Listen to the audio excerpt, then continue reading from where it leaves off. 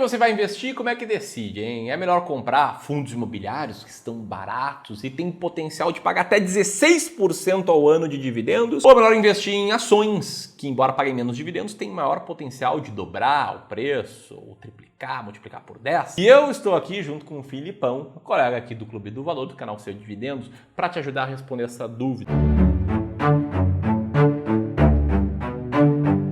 Ramirão, muito bom esse tema. E a primeira coisa que a gente precisa entender é que a gente está comparando duas coisas diferentes. Isso não pode ser esquecido. Até porque, de um lado, a gente está falando de investimento em imóveis, que é uma coisa assim extremamente comum, uma vez que 1/3 dos brasileiros de classe média e alta tem intenção de comprar imóveis. Por outro lado, a gente está falando de investimentos em negócios, em empresas. E aí a gente já tem grandes investidores há muito tempo falando em quão bom é você multiplicar o seu dinheiro com ações. A gente está falando do Louis Bass, do Warren Buffett. E à primeira vista, a maioria das pessoas tinha a impressão de que investir em imóveis é uma coisa mais segura, por algumas razões. Primeiro, porque culturalmente é mais fácil pessoas terem investido em imóveis do que em ações no Brasil e no mundo todo, porque o valor do imóvel varia menos ao longo do tempo do que comparado com empresa. O aluguel de um imóvel está sempre caindo na conta, isso passa uma percepção de segurança também. Também é verdade para fundos imobiliários, que está sempre caindo dividendo ali todos os meses. E imóveis tendem a corrigir o seu valor pela inflação, pelo menos ao longo do tempo. Já no caso das empresas, a complexidade ela aumenta demais. A gente está falando de empresas que tomam dívida, ela pode chegar no banco e tomar uma dívida. No caso dos imóveis, isso não é tão verdade assim. As empresas podem ser de vários setores diferentes, pode ser de alimentação, de serviço, e cada uma tem uma complexidade específica. E os dividendos das empresas não são tão constantes, uma vez que ela pode pegar boa parte desse lucro e reinvestir nela mesma na própria operação. E por conta disso, os preços das empresas, eles variam muito mais. A gente consegue ver isso muito claramente se a gente volta para 2020, na última crise grande que a gente teve nos mercados financeiros, onde o IFIX caiu ali em 2020, no auge da crise, de fevereiro até março, mais ou menos, cerca de 22%. Enquanto que o Ibovespa, no mesmo período, chegou a cair mais de 41%, é praticamente o dobro de queda. Em compensação, na volta da pandemia, nas recuperações dos mercados naquela época, um ano depois, o IFIX tinha andado cerca de 22% de alta, enquanto que o Ibovespa tinha andado 71% de alta. E é claro que existem outros milhares de fatores aqui, como ciclos econômicos, inflação de ativos na época. Mas já dá para ver a primeira diferença entre fundos imobiliários e ações, que fica muito clara. É que as empresas elas podem crescer, se valorizar muito mais ou cair muito mais também. Vou trazer um exemplo aqui, né, Filipão? A gente tem o caso da VEG, por exemplo, uma empresa que se pegar aí o gráfico do Google, no prazo máximo, você vai ver que ela subiu 21.000% nesse período. Uma coisa que você nunca vai ver num fundo de investimento imobiliário. Nenhum imóvel se valoriza tanto assim num prazo tão curto. Por outro lado, em ações, a gente também vê no prazo mais longo casos como o da Oi, né, que caiu 99,92%. Ou seja, se tiver 100 mil reais em Oi ali por volta de 2012, hoje você teria cerca de 80 reais. O risco de uma ação virar pó, de uma empresa quebrar, acaba sendo muito maior do que um fundo imobiliário. Empresas com mais recorrência têm problemas financeiros graves. Não à toa a gente vê manchetes assim: 10 ações de empresas na B3 que correm risco de falência,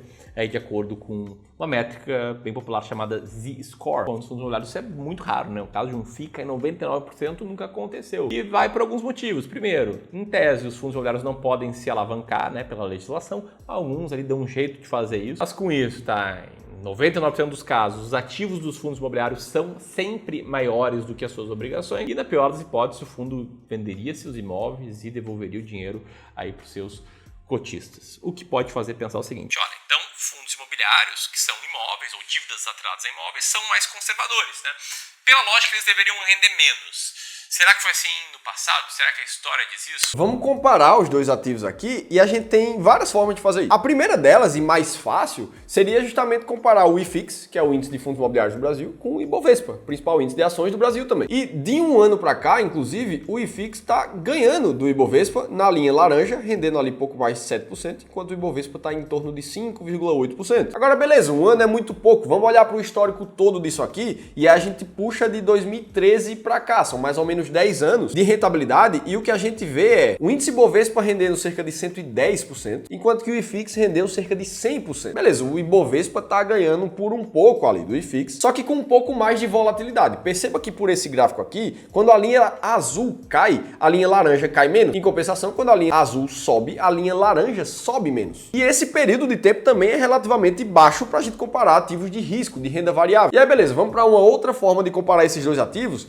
que seria comparar o S&P 500, que são as 500 maiores empresas lá dos Estados Unidos, com um índice chamado All REITs, que é o índice que junta todos os REITs parecidos com fundos imobiliários que são negociados lá nos Estados Unidos. E o que a gente vê é que no histórico de 1971 até aqui, na verdade até 2018 mais ou menos, esse gráfico não está tão atualizado, o fato é que os REITs venceram o S&P 500 por uma distância muito grande nesse caso. Então, mesmo que a gente atualizasse para os dias de hoje, essa realidade não mudaria. O que é claro, um pequeno adendo aqui a fazer é que os REITs são o mais próximo dos fundos imobiliários dos Estados Unidos, embora eles não sejam idênticos. Eles podem se alavancar, eles podem correr risco. E lá, a lógica que a gente viu aqui naquele gráfico que o Felipe mostrou é a contrária.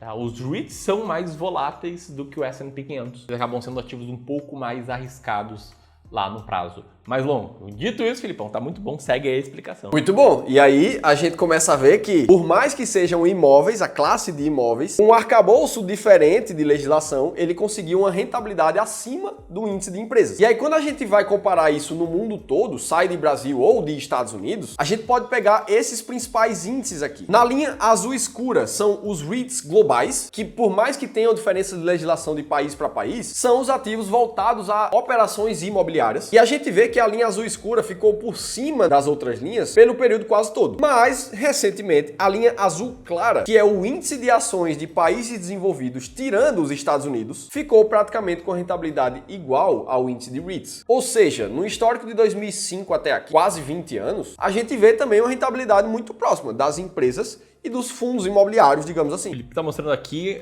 índices, né? Índices são carteiras teóricas de ativos. Agora, o grande ponto é, o Ibovespa não reflete exatamente o mercado de ações.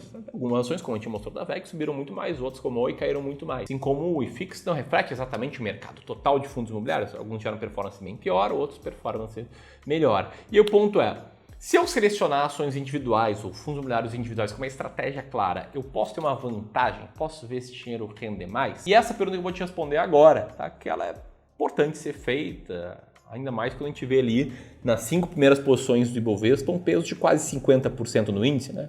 Que é o peso somado de Vale, Petrobras, Itaú e Bradesco. Falei 5, mas são 4. E nem sempre as melhores ações para investir estão nessas 4 posições. Muitos anos atrás eu me perguntei isso. Pô, será que se eu comprar ações que têm uma característica em comum de estarem baratas, eu não vou ter um potencial de retorno maior do que do Ibovespa? E foram os estudos que eu entrei, eu fiz vários estudos, isso uma década lá atrás, que me fizeram criar o Clube do Valor. E desde que surgiu em 2016, a gente usa uma estratégia chamada da estratégia das ações mais baratas da Bolsa para selecionar ações baratas para os nossos clientes de wealth aqui.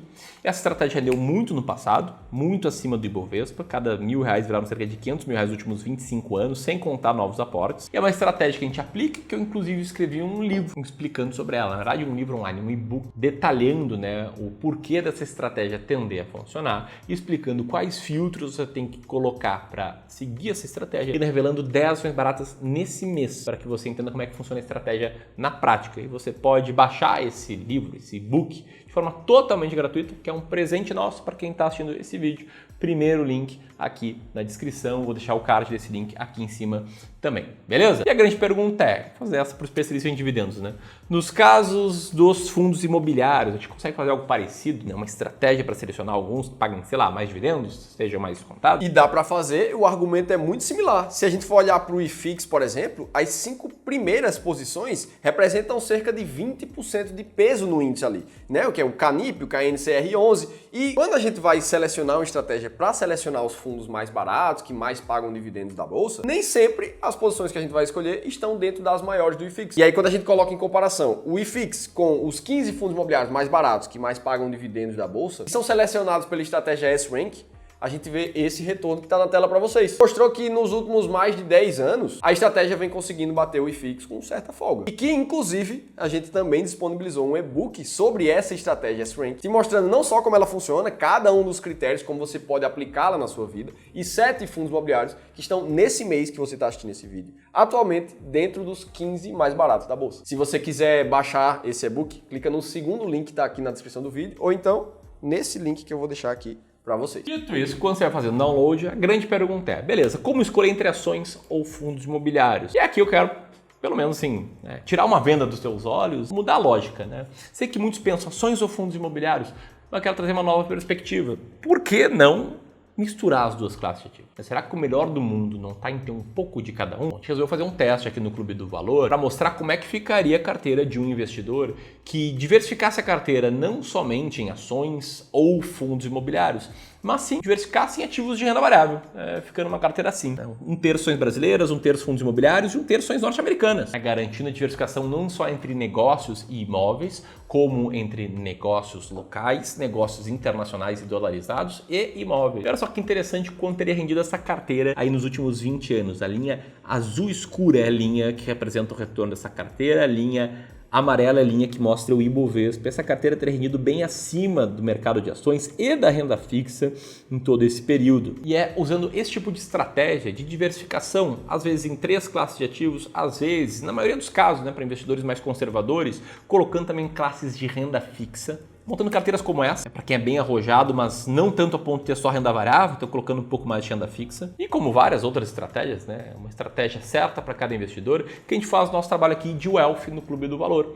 Um trabalho que nos faz ajudar investidores a investirem um patrimônio somado entre os nossos clientes de 1,5 bilhão de reais. Se você chegou até aqui e quer ajuda com seus aportes, quer ajuda nas decisões de investimentos, quer saber onde investir o seu dinheiro, com o apoio de um especialista, você pode conhecer o nosso serviço de Wealth com uma sessão gratuita em que a gente vai analisar a tua carteira, mostrar o que está legal, o que dá para melhorar e o que a gente faria se você já fosse nosso cliente. Essa sessão gratuita ela é bem avaliada por 97% das pessoas. Está disponível para todo mundo que tem acima de 500 mil reais para investir, que são as pessoas que a gente consegue agregar mais valor. Então você tem 1 milhão, 2, 10, 20 milhões, está disponível para você. E para agendar essa sessão gratuita é só apertar nesse botão que vai aparecer aqui. Se você quiser seguir no YouTube, a gente publicou recentemente um vídeo chamado Como Diversificar Sua Carteira de Investimentos, que tem tudo a ver com isso que você está assistindo agora. O link vai estar aqui.